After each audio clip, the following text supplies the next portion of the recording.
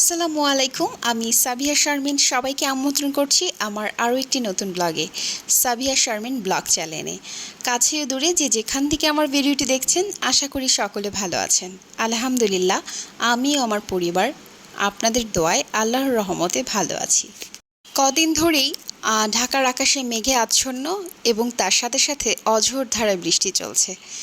এই বৃষ্টির দিন কিন্তু কম বেশি আমাদের সকলেরই খুব ভালো লাগে, আর এক একজনের এক একটা জিনিস করতে ইচ্ছে করে। আমার ক্ষেত্রে পুরোটা জুড়েই বৃষ্টির মধ্যে ভালো মন্দ খেতে ইচ্ছে করে। আমি আবার একটু ভোজন রসিক মানুষ, খাওয়া দাওয়ার প্রতি আমার আকর্ষণটা একটু বেশি। আর তা যদি হয় বৃষ্টি শীত, তাহলে তো কোনো কথাই নাই। এই দুইটা ঋতুতে কিন্তু খাওয়া দাওয়া বেশ ভালো লাগে। সকালবেলা উঠেই দেখলাম মেঘলা আকাশ, আমার জানালা দিয়ে একটু দূরেই কাশফুল ফুটেছে, সেটা একটু আপনাদের ফার্স্টে জুম করে দেখালাম। আর বৃষ্টি কিছুক্ষণ পরপর বিরতি নিয়ে অঝোর ধারা ঝরে পড়ছে। তারপর চলে আসলাম আমার কর্মস্থলে, কিচেনে। সকালে নাস্তা বানাচ্ছি আর মনে মনে ভাবছি আজকে এই বৃষ্টিমুখর দিনটাকে কিভাবে উদযাপন করা যায়। আর আমাদের বাঙালির জন্য বৃষ্টিতে খিচুড়ির চেয়ে ভালো কিছু মাথায় আসে না। তো আমিও সেটার প্রিপারেশন মনে মনে নিচ্ছিলাম যে কিভাবে কি খিচুড়ি রান্না করা যায় আর কি দিয়ে খিচুড়িটা খাওয়া যায়। আসলে আমাদের গৃহিণীদের প্রত্যেকেরই দেখবেন মাথায় এটা অলওয়েজ কাজ করে যে আজকে কি রান্না করলাম, কালকে কি রান্না করব। রাত থেকেই কিন্তু এটা আমাদের মাথায় ঘুরতে থাকে। আমারও সেরকম সবসময় মাথায় ঘুরতে থাকে, আজকে তো দিনটা পার হলো এটা দিয়ে, কালকে কি করব, পরশু দিন কী করব। তো যাই হোক, আজকে একটু ভালো মন্দ খাওয়া যায়। তো এই যে এখন বাচ্চাদেরকে নাস্তা দিয়ে দিচ্ছি। আমি নাস্তা খেয়ে নিয়েছি, আলিফার পাপা চলে গেছে, এখন ছোট বেবিকে খাবার দিচ্ছি। ও পাউরুটি দিয়ে দুধে ভিজিয়ে একটু একটু খায়, খুব বেশি একটা খায় না। আর বড় বেবিটা নিয়ে মাশাল্লাহ, খাবার নিয়ে খুব বেশি একটা কষ্ট করতে হয় না, একটু জোর করলেই সব খাবার খেয়ে নেয়। তো এই যে এখন ওকে দিচ্ছি। আমার আম্মু যে বাড়ি থেকে মুরগির ডিম পাঠিয়েছিল, ওকে প্রত্যেক দিন একটা করে দিলাম, কিন্তু ছোট বেবিটা ছুঁয়েও দেখেনি। ওকে একটা ডিম দিলাম, দুধ দিলাম আর পাউরুটি দিলাম, সাথে একটু কলা কেটে দিলাম। কলাটাও এমনিতেই খেয়ে নিত, কিন্তু আমি একটু দেখার সৌন্দর্যের জন্য ওকে একটু কেটে দিলাম। কারণ বাচ্চারা একটু পরিপাটি সাজিয়ে গুছিয়ে খাবার দিলে ওরা খুব পছন্দ করে এবং আনন্দের সাথে খাবারটা খায়। আর আমি যে শুধু এইভাবে খাবারটা ভিডিও করার জন্য গুছিয়ে দিই এমনটা না, আমি অফ ক্যামেরাতেও ওদেরকে যথেষ্ট খাবার গুছিয়ে ওদের সামনে দেওয়ার চেষ্টা করি। এতে করে ওদেরও ভালো লাগে, আমারও ভালো লাগে।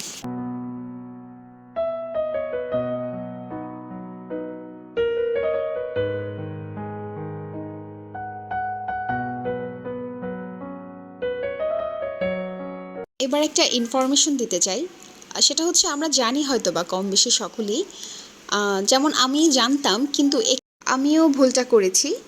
আমাকে লাস্ট ভিডিওতে যারা যারা কমেন্টস করেছে, আমি প্রত্যেককে রিপ্লাইয়ের সাথে সাথে তাদের চ্যানেলকে সাবস্ক্রাইব করে দিয়েছি, এবং সাবস্ক্রাইব করার সাথে সাথে আমি প্রত্যেককে মেনশন করে বলে দিয়েছি।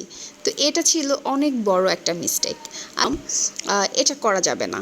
তো এইটা আমরা অনেকেই করে থাকি, এটা থেকে আমরা এখন থেকে বিরত থাকব।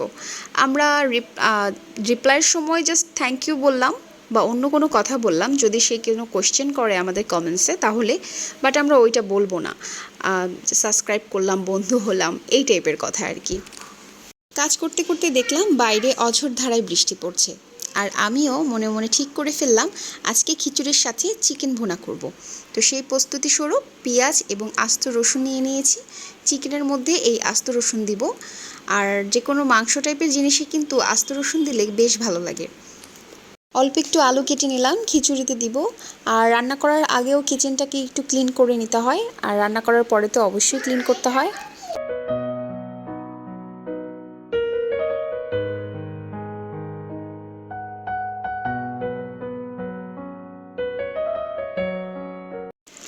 এখন একটু মশলার পটগুলো রিফিল করে নিব। রান্না করার আগে আসলে একটা পূর্ব প্রস্তুতি থাকে। যে কোনো রান্নাই আপনারা দেখবেন, রান্নাটা স্টার্ট করার আগে অন্তত 1 থেকে 1.5 ঘন্টা লাগে প্রস্তুতি নিতে। তো ওই জন্য সমস্ত প্রস্তুতি নিয়ে তারপরে একবারে রান্নাটা বসিয়ে দিব, যেন আমার ঝটপট করে রান্নাটা শেষ করতে পারি। যারা এস্টাবলিশ ইউটিউবাররা আছেন আপুরা, যদি কেউ আমার ভিডিওটা দেখে থাকেন, আপনাদের কাছে আমার একটা জিনিস জানার ছিল, কোন টাইমে ভিডিও আপলোড করলে পারফেক্ট হয় এবং সপ্তাহে কয়টা ভিডিও দিলে পারফেক্ট হবে। প্লিজ যদি একটু বলতেন তাহলে উপকৃত হতাম। এটা আমি অনেককে কমেন্টসে জিজ্ঞেস করেছি, বাট রিপ্লাই পাইনি। আচ্ছা, এবার হচ্ছে গিয়ে কিছু আপুদের কথা বলি যারা অনেক সুন্দর সুন্দর কমেন্টস করেছেন। অনেকে আমার কথার প্রশংসা করেছেন, আমার কিচেনের প্রশংসা করেছেন। আম, বেশ ভালো লাগে আসলে প্রশংসা শুনতে। আসলে কথাটা আমি ছোটোবেলা থেকেই বলতে ভীষণ পছন্দ করি। আমার গুছিয়ে কথা বলতে খুব ভালো লাগে, কারণ যে জিনিসটা চর্চা থাকে আসলে ওটা আমাদের ভালো লাগে এবং আমার কোনো কিছুতে বাধে না। তো যার কারণে কথা বলার অভ্যাসটা আমার ছোটোবেলা থেকেই আছে। তো সেটাকে আমি মনে করি যে এই ইউটিউবে এসে ইউটিলাইজ করতে পারছি সঠিকভাবে। আর অনেক আপুদের ভিডিও আসলে অনেক গর্জিয়াসভাবে উপস্থাপন করে। আমার বাসায় আসলে ওইভাবে গর্জিয়াস কিছুই নেই যেটা দেখিয়ে আপনাদেরকে আমি আনন্দ দিতে পারি। তাই একমাত্র এই কথাটাই আছে যেটা দিয়ে আপনাদের কিছুক্ষণের জন্য বিনোদন দিতে পারবো। আর তা না হলে আপনারা কেন আমার ভিডিওটা দেখবেন বলেন, যদি কোনো কিছু দিয়ে আপনি উপকৃত না হন।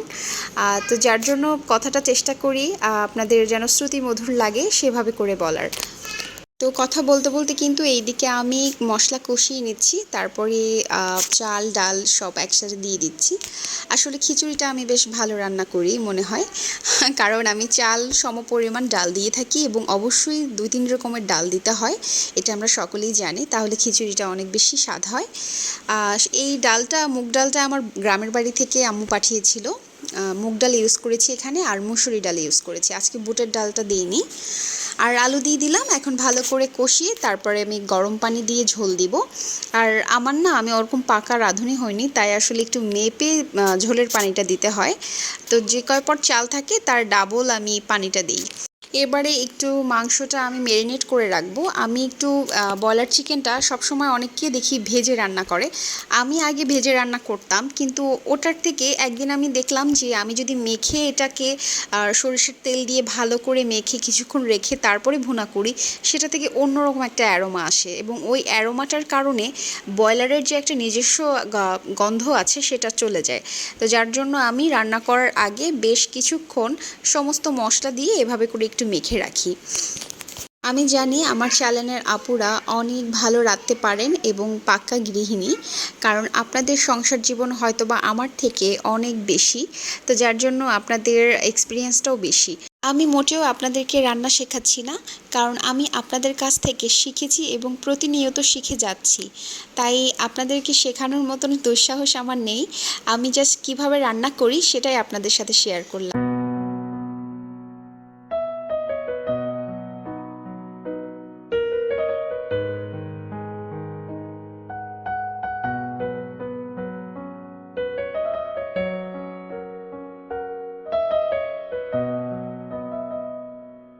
খিচুড়িতে বলক চলে এসেছে, এখন আমি 3টা কাঁচামরিচ দিয়ে দিব ফ্লেভারের জন্য।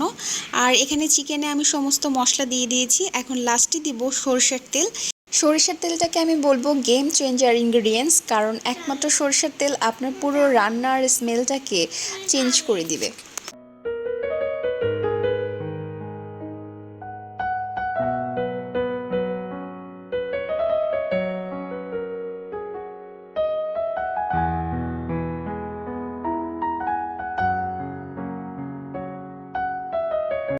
রান্নাবান্না শেষ করে ফ্রেশ হয়ে এখন খেতে বসলাম। এই যে একটু সাজিয়ে গুছিয়ে নিলাম। আসলে সাজানো গোছানো খাবার দেখলেও ভালো লাগে, খেতেও ভালো লাগে। আর ভিডিও করার লক্ষ্যে এই একটা উপকার হয়েছে, খাবারটা নিজের খাবারটা অ্যাটলিস্ট গুছিয়ে খাওয়া হতো। নিজে রান্না করেছি বলে বলছি না, খিচুড়িটা খেতে আসলে অনেক মজা হয়েছিল। এডিট করার সময় ভাবছিলাম আমি আবার রান্না করব। তো এই যে খাওয়া দাওয়া শেষ করে এত টায়ার্ড লাগছিল যে আর কিচেনটা ক্লিন করিনি। পরে সন্ধ্যার পরে কিচেনটা ক্লিন করলাম আর রাতে রান্নার আয়োজন। রাতের খাবারের জন্য ভাত বসিয়ে দিলাম আর একটু ডাল ভুনা করে নিব।